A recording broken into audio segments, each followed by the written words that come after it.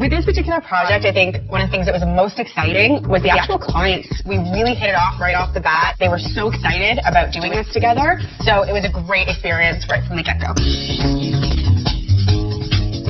They basically wanted to build a cottage in the middle of the city. So we had to reel them in a little bit and find ways to interject things that felt a little bit country mixed with city.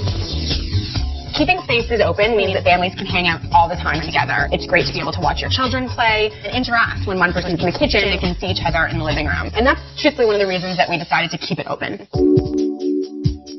My favorite space in the house is the kitchen. I think it's the perfect combination of classic and timeless. We really wanted a white kitchen, which I love. It's always fresh, it'll always be in style, but it can look a little bit boring. So doing things like making sure we had some glass cabinetry, we mixed up the finishes on the backsplash, we did details at the bottom with trim, making elements that felt special and unique to this house made a white kitchen pop.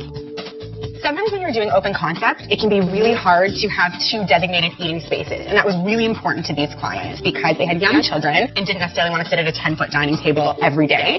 The eating area is not the biggest space, so we wanted to feel consistent with the kitchen and flow from one area to the next. So we actually used the same countertop in the kitchen that we did in the eating area. We custom did a table, and it worked really well.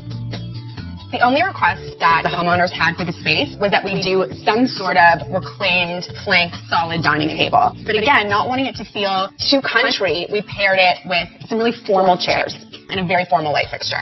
In an open concept space, you want to do things that define each space because there's no walls really to do that for you. Adding the brick was something that we thought was really fun and edgy and cool for the dining room, but it also set it apart from the living room. Our go-to gallery for artwork is always Canvas Gallery. They have amazing pieces, and it's where this and some other pieces are from in the space. I think nowadays people aren't living in such a formal way like they used to. Their living space is also their family room. So it's nice to be able to combine something that feels chic and sophisticated with something that's totally livable and comfortable.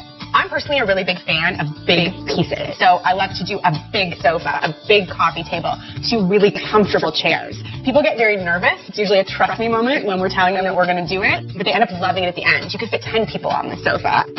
Again, to define the space, we wanted to do built-ins that ran the length of the living room, incorporating some storage, which is great for toys, books, dog stuff, whatever it is that you need in your house. We actually back painted the cabinets that were all white with a really pale gray just to make them pop. Doing a great display shelf on either side of the fireplace was a great way to define the space as well as give them something to display all the things that they love. In any reno, when you're working with an existing structure, you run into problems, and you really have to problem solve along the way. You've got to be able to go with the flow, and things that you thought you might be able to do, you have to backpedal and rethink a little bit. It can get tricky at times. Hands down, the most enjoyable part about my job, it's giving people a home. These clients love their space. They love being home. They love having their son here, and I help them with that. So it's really great for me.